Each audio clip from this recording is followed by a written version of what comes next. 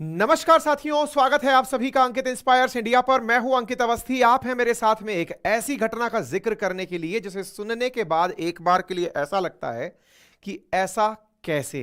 कुछ ऐसी घटनाएं जिन्हें देखकर ऐसा लगता है कि यदि कोई व्यक्ति गायब हुआ तो कहीं तो मिलेगा। क्या उसे जमीन निगल गई कि आसमान खा गया। आज कुछ एक ऐसा ही रहस्यमय वाकया आपके साथ साझा किया जा रहा है। ना जाने कितनी ही उसके ऊपर थ्योरीज कही जा चुकी हैं, कितनी ही उसके ऊपर स्टोरीज लिखी जा चुकी हैं, कितनी ही उसके ऊपर फिल्में निर्देशित की जा चुकी हैं। एक ऐसा मिस्टीरियस विमान, बोइंग 777 MH370 मलेशियन एयरलाइन का विमान, जो कभी निकला था मलेशिया से और जाना था चाइना की तरफ, लेकिन वो चला तो सही लेकिन कभी पहुंचा नहीं तो संभवतया हो सकता है रास्ते में कोई ट्रेजेडी हुई हो। लेकिन ट्रेजेडी के बाद भी, आफ्टर ऑल ट्रेजिक मूवमेंट के बाद भी, रेमिटेंसेस तो कहीं उसके मिलेंगे, कहीं ना कहीं तो उसके रेलिक्स मिलेंगे, कहीं ना कहीं तो कुछ ऐसा मिलेगा जिसकी वजह से यह कहा जा सके कि हां, यहां पर विमान डूबा था या ब्लास्ट हुआ था। मेरे प्यारे साथियों, 2014 की 8 मार्च, संभवतः आप में से अधिकांश लोग जो इसे आज 7 मार्च को सुन रहे हैं, कुछ ही घंटों बाद 8 मार्च में आप इसे सुन रहे होंगे।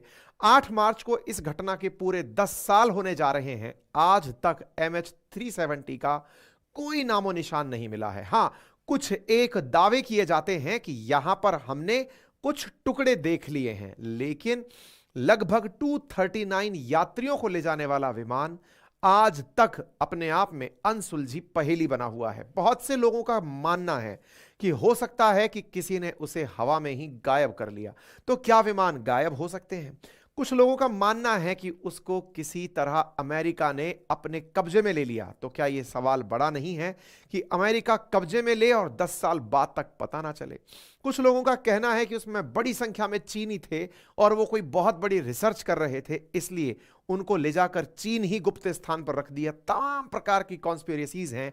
आज के सेशन में शुरू से लेके अब तक की पूरे घटनाक्रम को साझा करेंगे, और चूंकि साझा करने के पीछे असल मकसद इसके 10 साल होना है, और उस समय पर एक कंपनी ओशियन इन्फिनिटी का यह कहना है कि वो उसको ढूंढने के लिए, बिना पैसे लिए ढूंढने के लिए तैयार है।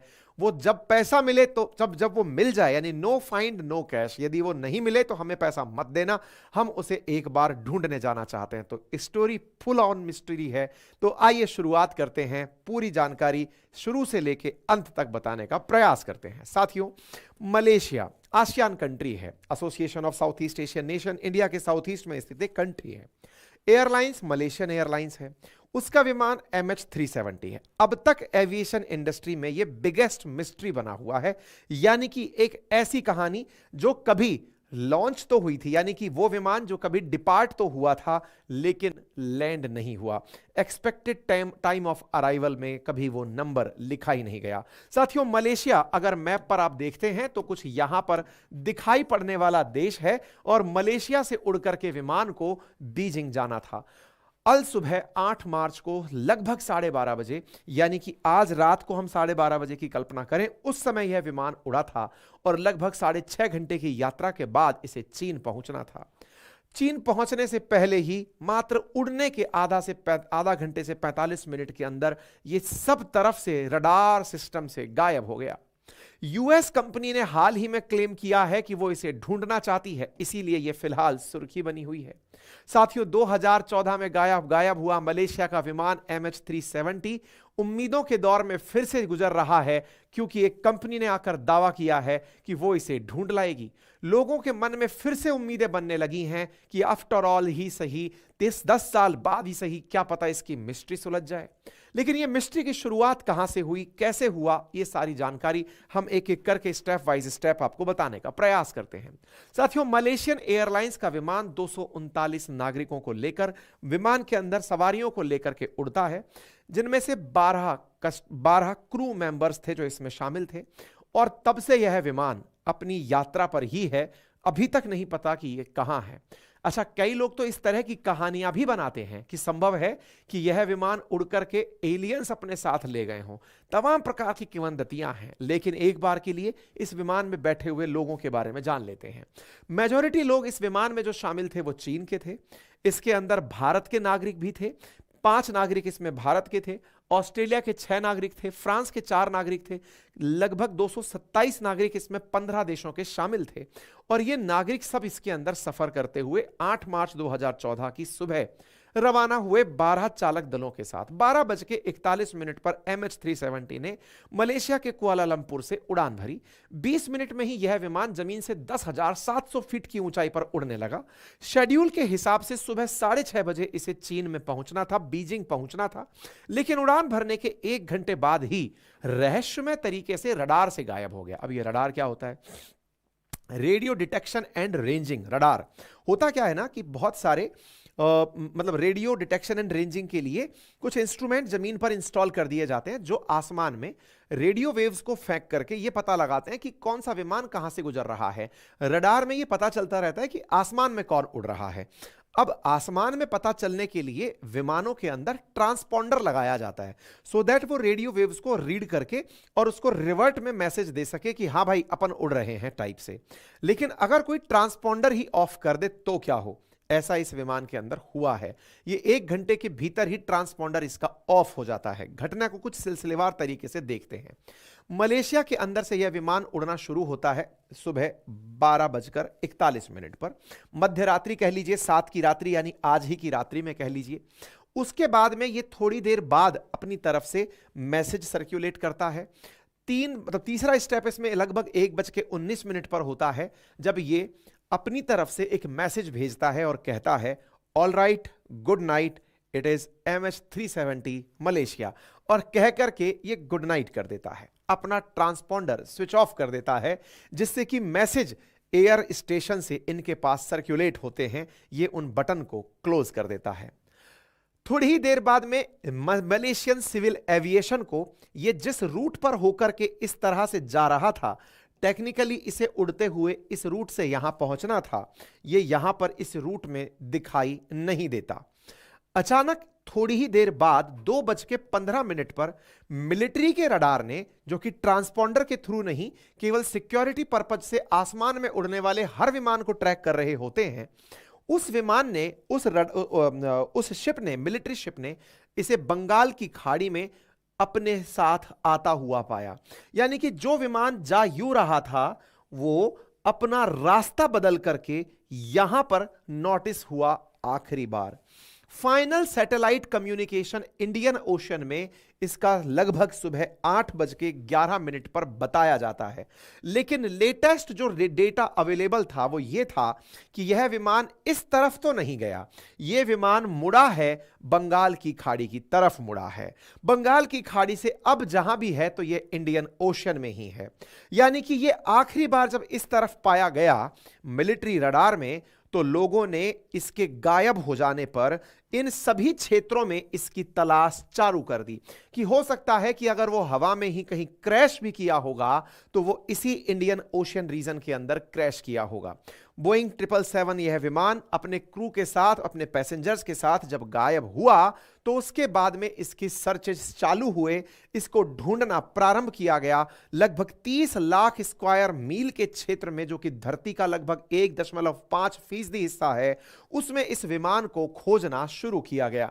खोजते खोजते अलग अलग तरह से रेडिएशंस को सर्च किया गया, क्योंकि विमान के अंदर अपना ब्लैक बॉक्स होता है जो कि अपनी तरफ से रेडिएशंस भेज करके खुद से रिकॉग्नाइज हो सकता है।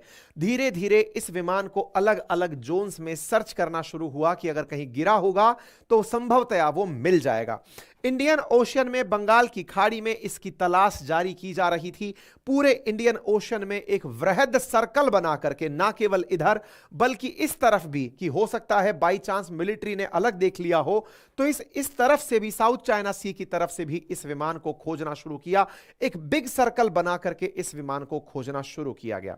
आपको जानकर आश्चर्य होगा कि इस विमान को खोजने में क्या क्या नहीं लगा था। क्या क्या नहीं लगा था से आप अंदाजा ये लगा लें कि इस विमान को खोजने में दुनिया भर के 26 मुल्कों के 18 शिप, 19 एयरक्राफ्ट और 6 हेलीकॉप्टर लगे थे। आप इस बात से अंदाजा लगा सकते हैं कि इसको खोजने के लिए मलेशिया ने अपना 1 जहाज और 2 एयरक्राफ्ट, अमेरिका ने 1 जहाज 2 एयरक्राफ्ट, इसी तरह से यूके ने 1 शिप 1 सबमरीन, जापान, न्यूजीलैंड, इस प्रकार से बढ़िया दुनिया के जितने भी बड़े सक्षम लोग हैं उन सब ने अपने अपने स्तर से इंडियन ओशियन में जहां तहां इसे घूमना शुरू किया, ढूंढना शुरू किया और कोट करना शुरू किया कि साहब 23 मार्च को कुछ इस प्रकार की तस्वीरें दिखाना शुरू किया कि हमें टुकड़े मिल गए टाइप से, कि इसका मतलब लोगों ने यह मान लिया कि यह कहीं ना कहीं जमींदोज हो गया है, कहीं ब्लास्ट हो गया है। कुछ इस तरह की तस्वीरें इन्होंने सैटेलाइट से लेकर दुनिया को दिखाना शुरू किया ताकि लोग थोड़े हील हो सकें कि हां भाई मान लिया कि हमारा विमान खत्म हुआ होगा। 15 मार्च के आसपास जब लगभग एक सप्ताह इस बात को पूरा हो चुका था, तब इन लोगों ने यह मानना शुरू कर दिया था कि कहीं ना कहीं वह विमान खत्म हो गया है, कहीं ना कहीं वह विमान इंडियन ओशियन के अंदर गायब हो गया है। इसके चलते 24 मार्च के दिन मलेशिया के प्राइम मिनिस्टर नजीब रजाक ने अनाउंस किया कि चूंकि हमें अब कोई भी सिग्नल नहीं मिल रहा है, यूके की जो एयर एक्सीडेंट इन्वेस्टिगेशन ब्रांच है उसने भी मान लिया है कि यह निश्चित ही क्रैश हुआ होगा इंडियन ओशियन में, इसलिए अब हम इसकी खोज को बंद कर रहे हैं। यानी मलेशिया ने खुद अपनी तरफ से हाथ खड़े कर दिए कि भाई हमको यह नहीं मिल रहा है, अब यह हमारे लिए एक मिस्ट्री है, हम इसे बंद करना चाहते हैं। ये जैसे ही अनाउंसमेंट आया, चाइना के टूरिस्ट भड़क गए कि यार हमारे 150 लोग उसमें शामिल हैं, आप खोज बंद कैसे कर सकते हैं, और वो भी मात्र इतने से कम समय में? ऐसा तो नहीं होना चाहिए। अगर आपने हमारे लोगों को नहीं ढूंढा तो हम मलेशिया का बायकॉट कर देंगे, हम ढूंढने या घूमने के लिए मलेशिया आएंगे ही नहीं। मलेशिया के खिलाफ चीन में प्रोटेस्ट होना शुरू हुआ। हीरोज के रूप में MH370 में गायब हुए लोगों की तस्वीरें पब्लिक किए जाना शुरू हुई। लोग कहने लगे कि कहीं ना कहीं मलेशिया कहीं तो कहीं इसमें हाथ नहीं है कि चाइनीज टूरिस्टों को जानबूझकर गायब करवा दिया हो। तमाम प्रकार की कंट्रोवर्सीज एरप्ट होने लगी। मलेशिया डर गया। मलेशिया ने फिर से प्रॉमिस किया कि अरे भाई प्रोटेस्ट मत करो, मैं वादा करता हूं कि मैं दोबारा से इसे ढूंढवाऊंगा। वो दुनिया के देशों के पास में रिक्वेस्ट लेकर पहुंचा और सबसे कहा कि भाई जिसको जो मिलता है इसे खोजने का प्रयास कीजिए। लोगों ने अपने अपने स्तर पर इस विमान को खोजना शुरू किया। भारत के लोग भी इसकी खोज में शामिल हुए। लोगों ने अपनी तरफ से सैंड आर्ट्स बना करके इसकी अवेयरनेस फैलाई ताकि यह मामला कहीं दब ना जाए, लोग इसे जानकारी के रूप में हमेशा चर्चा में रखें। लोग ब्लैक बॉक्स की तलाश के लिए तरह तरह की मशीनें और तकनीक उपयोग में करते रहे कि बस कहीं से भी एक बार यह पता चल जाए कि हमने MH370 को खोज लिया है। एक बार के लिए किसी ने यह न्यूज सर्कुलेट करी कि MH370 का जो ब्लैक बॉक्स है उसने कुछ बीप दिया है, उससे लोगों को उम्मीद जगी, लेकिन वो एक केवल और केवल न्यूज थी, उसका कुछ ज्यादा लाभ नहीं हुआ। दुनिया भर की तरफ से जो भी ओशन के नजदीक बसे हुए देश, इंडियन ओशियन के आसपास बसे हुए देश हैं, उन्होंने जब इसे खोजना शुरू किया तो खोजते खोजते शुरुआती पहले महीने में ही लगभग $44 मिलियन के आसपास पैसा खोज में खर्च हो गया। अनुमान लगाया जाता है कि कुछ ही समय में $150 मिलियन के आसपास MH370 को खोजते हुए पैसा खर्च हो गया, लेकिन इसे खोजा नहीं जा सका। ऐसी स्थिति में ऑफिशियल्स ने मलेशियन एयरलाइंस की तरफ से कहा कि हम इसको पूरी तरह सदर्न इंडियन ओशन में खोज चुके हैं, हमें नहीं मिल रहा है। अब कुछ कयास लगाए जाने शुरू हुए कि ऐसा कैसे हो सकता है, क्या जमीन निगल गई कि आसमान खा गया? इतने ज्यादा लोग, इतने तरीके के मछुआरे, इतने तरह के जहाज, इतने सारे कोस्ट, अरे कहीं तो गिरा होगा, कहीं तो मिला होगा। विचार कीजिएगा, यदि कभी कोई भी भारत का सैटेलाइट जो अंतरिक्ष में छोड़ने के लिए रॉकेट जाते हैं, उनके भी डेब्रिस जब पानी में आते हैं तो तैर करके वो कोस्ट पर पहुंच जाते हैं, तो कोई तो कोस्ट ऐसा होगा जिस पर ये पहुंचा होगा। नहीं साहब, जब नहीं कोई भी बात निकली तो लोगों ने थ्योरीज लगाना शुरू किया। थ्योरीज में सबसे ऊपर की जो थ्योरी बनकर आई वो ये थी कि कभी कोई विमान अगर रडार की रीच में ना आए तो क्या कारण हो सकता है। तो बोले तरीका यही हो सकता है कि एक विमान के ऊपर दूसरा विमान उड़कर निकल जाए, यानी कि जानबूझकर कोई व्यक्ति कुछ इस प्रकार की कहानी कर रहा हो कि एक विमान उड़ रहा है और MH370 को कोई उसी विमान के ऊपर उसी की छाया में उड़ा करके ले जाए। रडार तो नीचे से रेडियो वेव्स फेंक रहा है, रडार को तो एक ही विमान दिखाई देगा, दूसरा विमान जो उसकी शैडो में निकलता जा रहा है वो उसे दिखाई नहीं देगा। पर बोले ऐसा करने के लिए कोई बहुत जबरदस्त तरीके से ट्रेंड आदमी ही चाहिए होगा। इस बात पर और संदेह होने लगा कि कोई व्यक्ति जानबूझकर ट्रांसपॉन्डर बंद क्यों करेगा, जबकि उसे पता है कि कम्युनिकेशन के लिए ट्रांसपॉन्डर ही जरूरी है। इसका मतलब उस विमान में कहीं ना कहीं कोई व्यक्ति ऐसा विराजमान था जिसने जानबूझकर ट्रांसपॉन्डर बंद किए और वो जानबूझकर अपने एक्सपर्ट तरीके से उस विमान को दूसरे विमान के ऊपर उड़ाते हुए दुनिया के किसी अज्ञात कोने पर लेकर के निकल गया। अब जब बातें इस तरह की होने लगी तो फिर कहा कि कौन ले जा सकता है? तो बोले हो सकता है कि अमेरिका की नौसेना उसे अपने कब्जे में ले ली हो। बोले ऐसा क्यों हो सकता है? बोले दुनिया भर में अमेरिका के लगभग 750 बेसेस हैं। 80 कंट्रीज में अमेरिका की नौसेना फैली हुई है, अमेरिका के सेना के ठिकाने हैं। हो सकता है अमेरिका कुछ लोगों के ऊपर शक रखता हो कि ये चाइनीज हैं, कुछ गड़बड़ प्लान कर रहे हैं। हो सकता है उन्हें वो अपने किसी बेस पर जाके उतार लिया हो। साथियों, आपको ज्ञात होना चाहिए कि अमेरिका ने दुनिया भर के देशों में अपने अड्डे बनाए हुए हैं, जिनमें सबसे ज्यादा अड्डे उसके जापान के अंदर हैं। यूएस ट्रुप्स बड़ी मात्रा में जापान रहती, बोले कहीं ना कहीं ये उतार करके ले गया हो। ये एक थ्योरी थी। एक दूसरी थ्योरी निकली और वो ये थी कि हो सकता है कि इसके पायलट ने खुदकुशी कर ली हो, आत्महत्या कर ली हो। बोले ऐसा क्यों हो गया? बोले असल में वो जो पायलट था ना, वो एक राजनीतिक पार्टी से संबंध रखता था, जिसके नेता जहारी अहमद थे। जहारी अहमद जो पायलट था इसका, और जहारी अहमद जो है ना, वो एक सियासी पार्टी का समर्थक था जिसके नेता थे अनवर इब्राहिम। अनवर इब्राहिम को उसी 7 मार्च के दिन 5 साल की सजा सुनाई गई थी। उस समय पायलट उसी जगह उपस्थित था। वो अपने नेता को मिली हुई इस सजा से बड़ा व्यथित था, और जब वो विमान उड़ाकर ले जा रहा था तो हो सकता है कि उसने विमान के ट्रांसपॉन्डर को ऑफ करके खुद को गोली मार ली हो और वो विमान वहीं पर ही गायब हो गया हो। इसके पीछे भी स्टोरी लगाई गई कि विमान को अगर एक नियत ऊंचाई से ऊपर की तरफ गति दे दी जाए तो वो कुछ ही समय में कम दाब के क्षेत्र में जाते जाते एयर प्रेशर हवा में कम हो जाएगा, और ऐसी स्थिति में विमान का अगर ब्लास्ट भी होता है तो संभव है कि बहुत ही कम टुकड़े दिखाई दें, बहुत बारीक बारीक टुकड़ों में वो बट जाए और उस व्यक्ति ने खुद को गोली मार ली हो। तो बोले ऐसा भी हो सकता है। एक दूसरा कयास था कि ऐसा हुआ होगा, ठीक है। तीसरा कयास में यही जोड़ा गया कि बहुत अधिक ऊंचाई तक अगर पायलट उसको उड़ा करके ले जाए तो ऑक्सीजन मास्क ना पहनने पर पायलट तो जाएगा ही, जो साथ में बैठे हुए यात्री हैं उन्हें भी नुकसान हो सकता है। एक और जानकारी यहां पर थ्योरीज के अंदर निकल के आई कि हो सकता है किसी ने उसकी पायरेसी की हो। अच्छा, पायरेसी के बारे में भी अपन लोग कई बार सुनते हैं कि इंटरनेट पर अगर आप बहुत ज्यादा इंटरनेट के बारे में कहा जाता है कि एक ऐसा डार्क वेब कल्चर है जहां पर आपको सेकंड हैंड विमान भी मिल सकते हैं। सेकंड हैंड विमान मिल सकते हैं यानी कि आपको मिसाइल चाहिए, विमान चाहिए, सब चीजें मिल सकती हैं। तो बोले वहां पर कोई विमान कैसे पहुंचता होगा? तो निश्चित ही कोई व्यक्ति इनकी चोरी करता होगा। तो हो सकता है कि इस विमान को चुरा कर कहीं ले जाया गया हो और उसे किसी गुप्त स्थान पर उतार लिया गया हो। तो बोले गुप्त स्थान पर उतार लिया गया हो, इसके क्या कयास हैं? बोले इसके कयास यूं हैं कि इंडियन ओशियन में ऐसे बहुत सारे आइलैंड्स हैं जिनमें सेकेंड वर्ल्ड वॉर पर एयर स्ट्रिप बनाई गई थी, लेकिन आज वो बैरन है, वहां कोई नहीं रहता। वर्ल्ड वॉर के समय टेम्परेरी रूप से एयर स्ट्रिप्स बनाई गई थी। हो सकता है कि उन एयर स्ट्रिप्स पर उसे उतारा गया हो और उसी पायरेसी वाले व्यक्ति के द्वारा उतारा गया हो। उन एयर स्ट्रिप्स पर जहां कोई व्यक्ति रहता ही नहीं है, उन आइलैंड्स पर अगर उसे उतार दिया जाए तो विमान खराब रास्ते पर भी उतर सकता है। बोइंग 777 ऐसा विमान है। तो यह भी एक कयास लगाया जाना शुरू हुआ। कुछ ने कहा हो सकता है कि यह आपराधिक साजिश का शिकार हुआ हो, किसी ने कहा हो सकता है उसमें बम धमाका हुआ हो सकता है उसमें कोई संदिग्ध मुसाफिर बैठा हो। तमाम बातें चल ही रही थी। अचानक 2015 में एक न्यूज फ्लोट होती है और उस न्यूज में आता है कि फ्लाइट MH370 का एक डेब्रिस यानी कि एक कचरा रीयूनियन कोस्ट के ऊपर मिलता है। अब ये रीयूनियन कोस्ट कहां है? इंडियन ओशियन में अगर आप इंडिया से अफ्रीका की तरफ चलते हैं तो मेडागास्कर के पूर्व की तरफ एक आइलैंड है जिसका नाम रीयूनियन आइलैंड है। आप यहां देख सकते हैं, ये रहा रीयूनियन, मॉरिशस के बिल्कुल नजदीक। तो रीयूनियन आइलैंड पर कुछ इस प्रकार की एक संरचना पड़ी हुई दिखाई दी।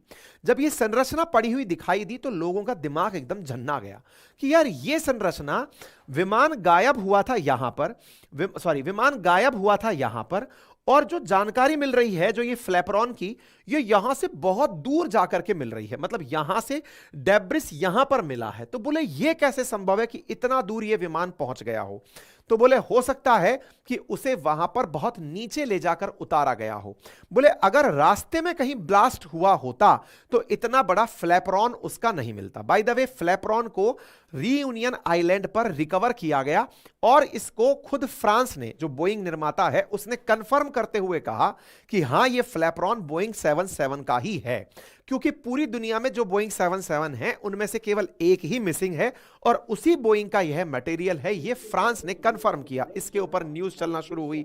कहा गया कि यह पूरी तरह से मतलब जचने वाली बात नहीं है। जचने वाली बात नहीं है से बोले क्या मतलब है? बोले हो सकता है कि यह विमान जब उड़ा हो तो जानबूझकर रीयूनियन आइलैंड के आसपास इसने लैंड किया हो, और लैंड जब उसने बहुत नीचे से किया है तभी संभव है कि यह फ्लैपरॉन यहां पर इस प्रकार से पड़ा हुआ मिला हो। अदरवाइज ऊंचाई पर अगर यह ब्लास्ट हुआ होता तो फ्लैपरॉन इतनी बड़ी, मतलब इतनी बृहद आकार के रूप में नहीं मिलता, इतने छोटे टुकड़ों में मिलता, मतलब इस तरह से नहीं मिलता।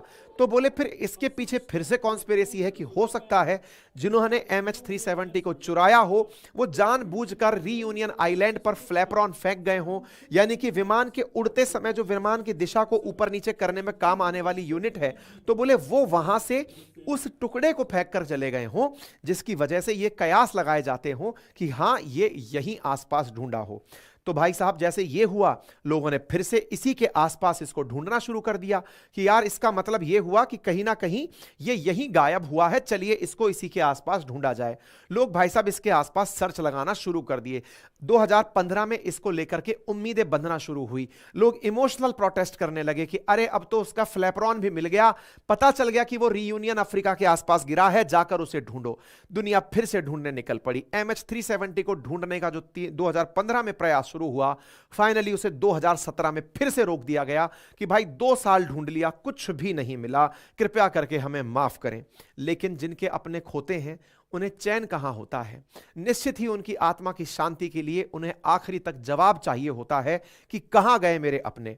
इसी को ध्यान में रखते हुए अमेरिका की एक एजेंसी बाहर आई जिसका नाम था ओशन इन्फिनिटी। 2018 में इस ओशन इन्फिनिटी ने अपनी तरफ से कहा कि अब मैं किसी देश से इसे ढूंढने का कोई पैसा वसूलूंगी नहीं, मैं अपने स्तर पर इसे ढूंढूंगी। और इस कंपनी ने दावा किया कि मैं इसे ढूंढने के लिए अपने लेवल पर बहुत छोटे छोटे सबमरीन्स को पानी की गहराई में भेजूंगी, और जहां पर कुछ मिलेगा तो ही मैं पैसा हम आपसे वसूलेंगे, अदरवाइज हम पैसा नहीं वसूलेंगे। ओशन इन्फिनिटी ने एक बड़ा सा जहाज तैयार किया, बहुत छोटे छोटे सबमरीन्स तैयार किए जो कि सी बेड के अंदर तक, यानी पानी की तलहटी तक जाकर के उनके रेलिक्स को, उसके डेब्रिस को ढूंढने के लिए तैरना शुरू हुए पानी के अंदर। इस प्रकार का एक वृहद मशीन ओशन इन्फिनिटी ने पानी में उतारा। अमेरिका की यह कंपनी बिना कोई चार्ज लिए अपने वैज्ञानिकों के साथ रीयूनियन आइलैंड के आसपास उन खोए हुए लोगों को ढूंढने के लिए अपने साथ इंजीनियर्स की और सबमरीन्स की इतनी सारी टीम ले जाकर पानी के किनारे पहुंचती है। और पहुंच करके इस प्रकार से पानी के अंदर इन छोटे छोटे जो शिप के आकार के जो आप देख रहे हैं, छोटे छोटे फिश के आकार के जो आप देख रहे हैं, इन्हें सी बेड के नजदीक सबमरीन्स को भेजा जाता है और ढूंढा जाता है कि अगर तलहटी में कुछ भी टुकड़ा पड़ा मिलेगा तो हम इससे अंदाजा लगा लेंगे कि पानी के अंदर तल में जाकर के वो गया है। इन लोगों ने, इन वैज्ञानिकों ने दिन रात एक किए, बिना पैसे की उम्मीद के कि कुछ भी हो हम ढूंढेंगे, हम अपनी तरफ से तभी पैसा लेंगे जब इसके अंदर हमें कुछ सकारात्मकता मिलती है। ओशन इन्फिनिटी को कुछ भी नहीं मिला। फाइनली ओशन इन्फिनिटी ने भी अपनी तरफ से हाथ खड़े कर दिए और कहा कि सॉरी सर, हमारे पास में कोई जानकारी नहीं मिली, हम पूरी तरह से एक तरह से स्पीचलेस हैं। दुनिया भर में तमाम प्रकार के जहाजों के जो टुकड़े टाकड़े आज तक मिले उन सबको MH370 से कलेक्ट करके अगर एक जगह भी जमा किया जाए तो वो कुल इतने से टुकड़े दिखाई देते हैं। बोले ये MH370 के टुकड़े हो सकते हैं, लेकिन आज तक यह स्टोरी अपने आप में मिस्ट्री बनी हुई है। लोग आज तक ये नहीं जान पाए कि ये आफ्टर ऑल गया कहां। अगर कुछ भी होता तो कोई टुकड़ा तो जमीन के तल पर कोई मछुआरे को कहीं ना कहीं तो ये जानकारी मिलती, लेकिन कुछ नहीं मिली। तमाम समय पर लोग निकल निकल करके करके तस्वीरें दिखाकर बताते रहे देखो हमें ये मिला है, हमें वो मिला है, लेकिन वो कुछ भी तरीके से MH370 से लिंक नहीं करता था। यहां पर कुछ लोगों की तरफ से यह बयान आने लगा कि हो सकता है कि उसे जानबूझकर गायब किया गया हो। इस बात पर लोगों का विश्वास और बढ़ने लगा कि यदि कोई व्यक्ति जानबूझकर किसी को एयर स्ट्रिप पर उतार कर ले जाए तो समुद्र में खोजने से क्या होगा। हो सकता है किसी अनजान जगह पर उस जैसे गाड़ियां चोरी हो जाती हैं और नाम बदलकर उन्हें उड़ा दिया जाता है, हो सकता है कि किसी गरीब देश के द्वारा इस प्रकार का विमान उड़ा दिया गया हो। तमाम प्रकार की कयासें लगाए जाना शुरू हुआ, लेकिन आज तक भी एविएशन इंडस्ट्री के अंदर यह सबसे बड़ी मिस्ट्री है जो अभी तक 10 साल से लेकर अनसुलझी है। इसी पूरी कहानी के बीच में जो ओशन इन्फिनिटी 2018 में नाकाम रहा था वो वापस से जग गया है। वो वापस से जग करके कहने लगा है कि साहब मैं फिर से इसे ढूंढने जाऊंगा, मुझे उम्मीद है कि मैं अपने 10 दिन की छानबीन में कुछ निकाल लाऊंगा, क्योंकि पहले की रिसर्च से मुझे कुछ जानकारी और तथ्य मिले थे जिससे मेरे अंदर उम्मीद बची है कि MH370 वहां हो सकता है। इसी उम्मीद पर MH370 के अंदर जो लोग आज से 10 साल पहले 2014 में 8 मार्च के दिन यात्रा पर निकले थे, हम सब भी उन सभी दिवंगत आत्माओं को हम ये मानते हैं कि वो अगर जीवित हैं तब तो बहुत खुशी की बात है, और अगर वो जीवित नहीं हैं तो उन्हें अपनी तरफ से श्रद्धांजलि अर्पित करते हैं और ईश्वर से कामना करते हैं कि सभी को उनका मुकाम प्राप्त हो। यदि ये जानकारी निकल कर भी आती है तो दुनिया के लिए बहुत बड़ा रहस्य से पर्दे से उठने के बराबर होगी। उम्मीदों के ऊपर दुनिया कायम है। बाकी आप इस विषय पर क्या सोचते हैं कमेंट बॉक्स में बताना बिल्कुल ना भूलें। चैनल पर नए हैं तो सब्सक्राइब करना ना भूलें, क्योंकि आप सबकी ही ताकत हमें इस तरह का कंटेंट और अच्छे से रिसर्च करने की तरफ उत्साहित करती है। और आपके सब्सक्राइब करने का कोई चार्ज भी नहीं लगता। वीडियो के नीचे राइट हैंड कॉर्नर पर सब्सक्राइब का ऑप्शन दिया हुआ है, जहां पर अभी तक हमारे लिसनर्स में से 41.6% लिसनर्स ने हमारे चैनल को सब्सक्राइब अभी तक नहीं किया है। गुजारिश है कि यदि आप हमारे सेशन को इतनी देर तक सुन चुके हैं और आप चैनल को सब्सक्राइब करते हैं तो हमारा उत्साह बढ़ता है, हमें और अच्छा काम करने की प्रेरणा मिलती है। और जो हमारे साथी सब्सक्राइब कर चुके हैं उन्हें बहुत सारा धन्यवाद। आपसे गुजारिश है कि वो अन्य साथियों से चैनल को साझा करें, लाइक करना बिल्कुल ना भूलें, अपना एक्सपर्ट ओपिनियन कमेंट बॉक्स में जरूर छोड़ें। फिलहाल के लिए इतना ही, अपना ख्याल रखें। और हां, यदि आप में से कोई साथी एग्जाम्स की तैयारी कर रहा है तो अपनी पाठशाला वनडे एग्जामिनेशन नया चैनल हमने लॉन्च किया है। आप उस YouTube चैनल पर जाकर के SSC, रेलवे, पुलिस जैसे तमाम एग्जाम्स के लिए क्लासेस हमने लेना शुरू करवा दिया है। आप जाकर अपनी क्लासेस को ले सकते हैं। बाकी अपनी पाठशाला एप्लीकेशंस पर BPSC, RPSC, UPPCS के बेहतरीन बैचेस चल रहे हैं और जल्दी ही नए बैचेस के अनाउंसमेंट्स होने वाले हैं। आप उनकी तैयारी अभी से सुनिश्चित कर लीजिए। फिलहाल के लिए इतना ही, अपना ख्याल रखें, बड़ों का सम्मान करें, छोटों को प्यार दें, अपना व्यक्तित्व इस प्रकार से विकसित करें कि महिलाएं आपके साथ सुरक्षित महसूस करें। और इसी के साथ हर हर महादेव। कल सुबह शिवरात्रि है और शिवरात्रि के अवसर पर आप सभी को शिव शंभू का आशीर्वाद प्राप्त हो, यह मेरे दिल से आप सबके लिए कामना है। धन्यवाद।